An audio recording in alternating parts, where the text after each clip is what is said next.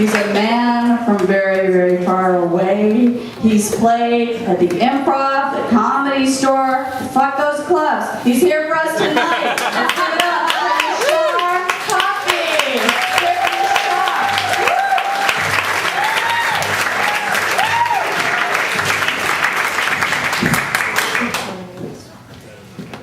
How you guys doing tonight?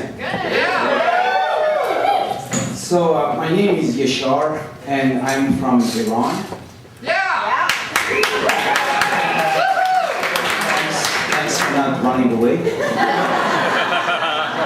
I used to be a graduate student years ago, and my dream was to become a university professor. But then 9/11 happened, so I decided to make a new career choice. So I moved down here to Los Angeles to become a terrorist. In the movies.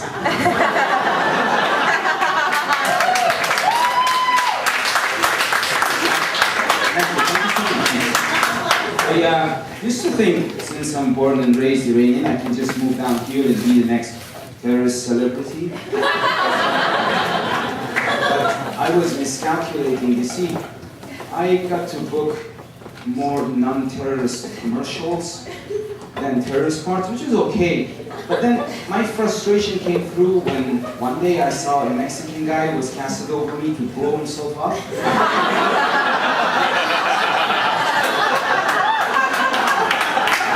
So I went to the casting people and said, hey, you know, I'm born and raised Iranian. The accent and bad English is not fabricated.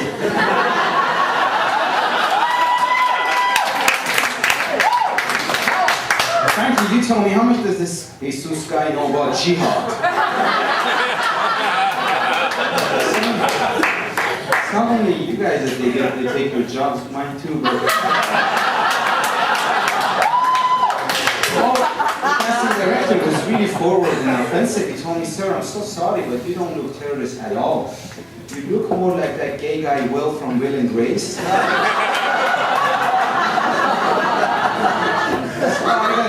Highly offended, you know. I once started training in not shaving, showering for weeks and lifting weights and being very serious, trying to be the best terrorist ever in the films. Yesterday I had a terrorist audition, and I did my best. It went really well. I mean, I just did my best, and it went so well that today morning I got a call back. So.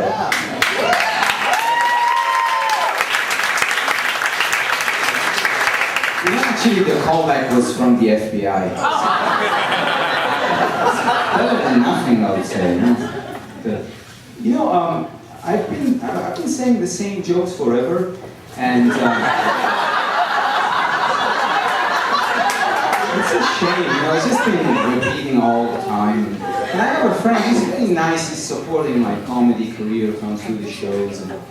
But then one day he told me, you know, it's been a long time I'm hearing the same stuff. You know, I have to park the car and buy a ticket, and then I have to buy 2 drinks from these assholes and go get a beer.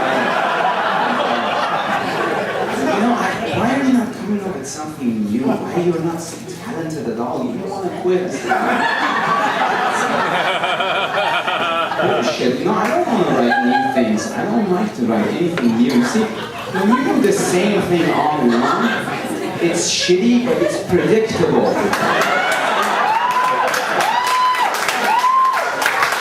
And when you get into a state of complacency that you don't want to interrupt, just want to do it, you know, like when you're stoned, and you don't want everybody to shut up, you just want to watch the video. It's not moving. You see, let me simplify it. I hate change, okay? That's the main reason that I'm going to vote for John McCain.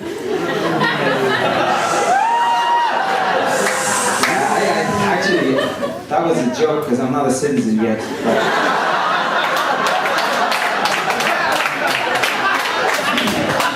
you know, I don't like politics too much. It's absurd to follow these elections, but I like political concepts. Sometimes people say things I find really interesting, and I still consider myself to be fresh off the boat. So. Yeah, you know, I analyze things in a very manual, organic, I mean, in a legitimate way, like the Borat would do it. Okay?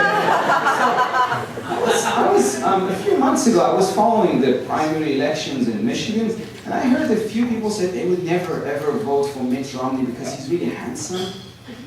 See, that reminded me of the elections we have back at home, and because when we have an election, actually, we don't know who the candidates are until one of them wins. So it's relaxed. There aren't you don't stress over it. But you see, the dumb part is that our governments try to use voting machines. You know, we don't have the technology to make it. Our technology is limited to, you know, like car bombs.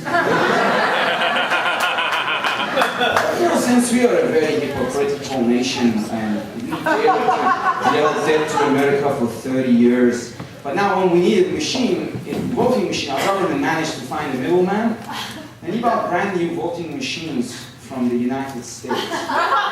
See, that's really hypocritical. But you know, karma always bites you in the ass because those machines never worked in Iran. Anytime they ran an election with them, the Iranian president became George W. Bush.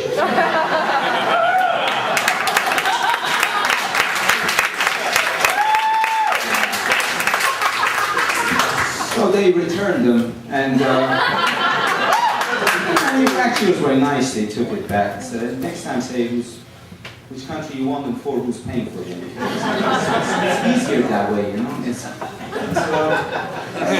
I want to leave you guys, but the other concept I find really funny is that some people say they'd like to vote for a common guy who looks like a friend and they can go out and have a beer with. They don't like a politician.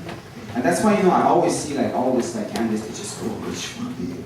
Just looking around to the people, those group of people say, if I could reach those people, I would ask them one question. It's very interesting for me. You know, if the same people feel something really painful is going on up their ass, would they go try to find a common guy who looks like a friend to check them, or would they go to a proctologist?